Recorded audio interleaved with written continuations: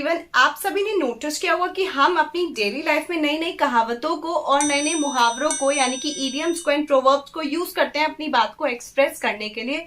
जैसे कि हम बोल देते हैं मैंने घर का कोना कोना ढूंढ लिया लेकिन मुझे वो इंसान नहीं मिला, या फिर हम बोल देते हैं पौधा पहाड़ निकली चैया, या फिर हम बोल देते हैं बोया पेड़ बबूल का आम कहाँ से होए।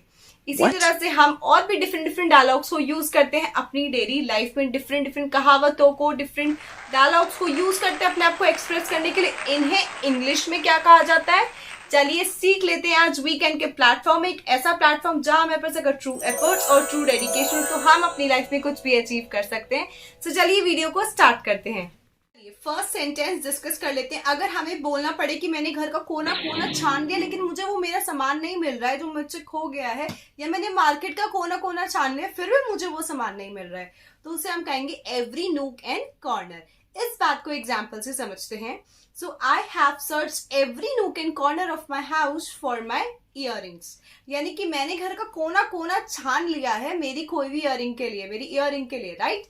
चलिए नेक्स्ट सेंटेंस को डिस्कस करते हैं। साथ साथ चलना। साथ साथ चलना मतलब एक तो ये होता है कि आपके साथ कोई चल रहा है, ठीक है, साथ में आपके कोई चल रहा है, और जो मैं बता रही हूँ यहाँ पे वो है कि हमने ये चीज तो हो ही गई है, इसके साथ अगर ये भी हो जाए तो और बेटर है। सो उसको इंग्लिश में कहा जाएगा to go hand in hand. To go hand in hand, इस बात का एग्जाम्पल लेते हैं। Ending child marriage must go hand in hand with education for girls, यानी कि एंडिंग ऑफ चाइल्ड मैरिज के एंड होने के साथ साथ अगर हम जो है एजुकेशन भी स्टार्ट करें गर्ल की, so that will be a great idea. चलिए नेक्स्ट सेंटेंस को डिस्कस कर लेते हैं। नेक्स्ट सेंटेंस है जहां हमें बोलना पड़े कि मुझे ये काम चाहिए, कैसे भी आप करो, कहीं से भी करो, जिस तरह से किसी भी तरह से आप वो काम करो, मुझे वो चाहिए, पेपर से या कोई भी काम जो भी आपको कराना है वो चाहिए। उसे हम कहेंगे बाय हुक बाय क्रूक, उसे हम कहेंगे बाय हुक और by crook.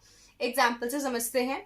I want my crucial documents on my table positively by hook or by crook, यानी कि मुझे मेरी इंपॉर्टेंट डॉक्यूमेंट्स चाहिए हर हालत में, कैसे भी लाओ आप, मुझे वो चाहिए बाय हुक और बाय क्रूक।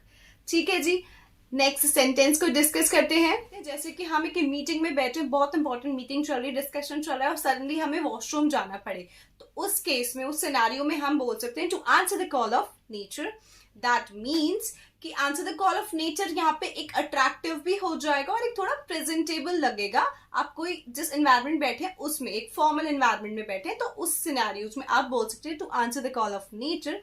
एग्जाम्पल से समझते हैं इस बात को। Whenever a serious issue happens, he goes to answer the call of nature। अब answer the call of nature इसीलिए कहा गया है क्योंकि वॉशरूम जाना, फ्रेश होना, ये आपका नेचर का ही पार्ट है, इसे आप नहीं रोक सकते हैं, राइट। सो दैट्स वाई इसे कहा गया to answer the call of nature. चलिए नेक्स्ट सेंटेंसेस को और डिस्कस कर लेते हैं, लेकिन उससे पहले फैमिली, आपको वीडियो अच्छी लग रही हो तो उसको लाइक कीजिएगा और उसे शेयर कीजिए, जितना हो सके इसको शेयर कीजिए, सब्सक्राइब कर लीजिएगा वीकेंड को। नेक्स्ट सेंटेंस है कि अगर हमें किसी को बोला कि वो बहुत ऊंची पोस्ट पे है तो हम उनको बोल सकते हैं to have a feathers in one's cap. इस बात को एग्जांपल से समझते हैं।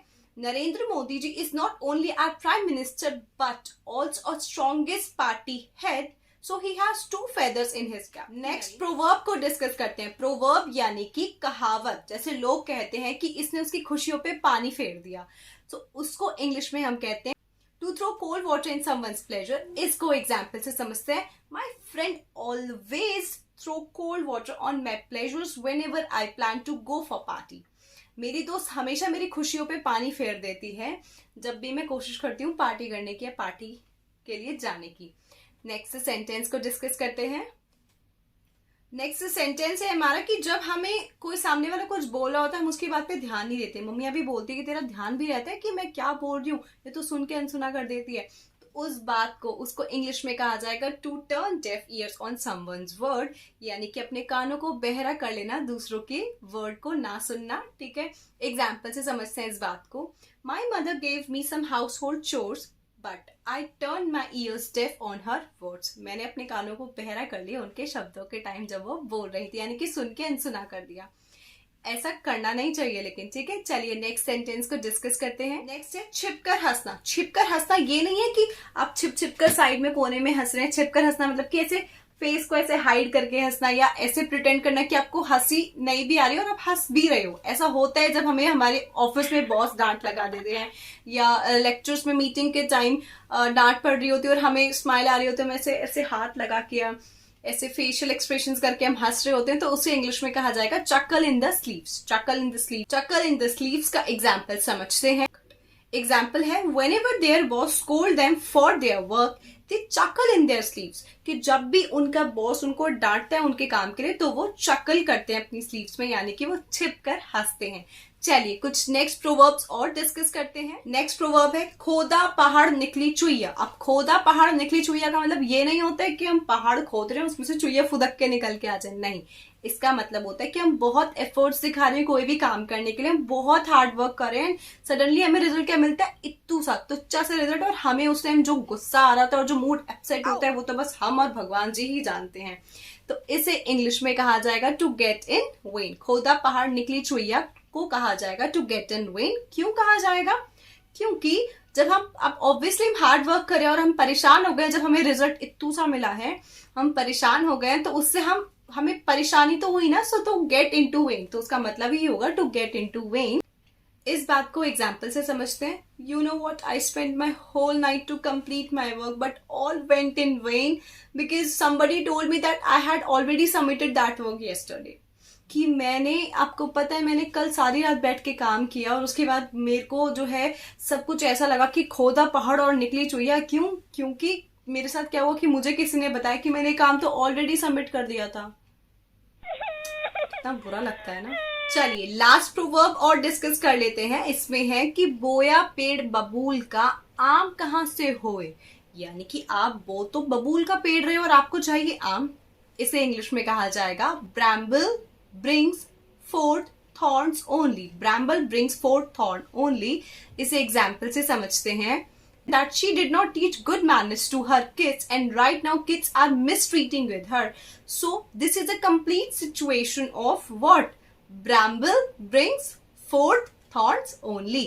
कि अब उसने अपने बच्चों को तमीज ही नहीं सिखाई, तो आज जब बच्चे उससे बदतमीजी कर रहे हैं या उसकी बात नहीं मान रहे हैं, तो ये तो वही बात हुई ना कि जब आपने पेड़ ही बबूल का बोया था तो आपको आम कहाँ से मिलेंगे, जब आपने उन बच्चों को मॉरल वैल्यूज ही नहीं सिखाई हैं। तो बच्चे समझदार और एक अच्छे कैसे बने, तो बच्चे समझदार और अच्छे कैसे बनेंगे। सो ये थी कंप्लीट वीडियो। आपको वीडियो फैमिली अच्छी लगी हो तो प्लीज इसको लाइक करें, जितना हो सके शेयर करें और उसे सब्सक्राइब कर ले वीकेंड को, जो लोग अभी जुड़ रहे हैं इस चैनल से, सो दैट आपको टाइम से नोटिफिकेशन मिलती रहे। अपना ध्यान रखें। Thank you so much.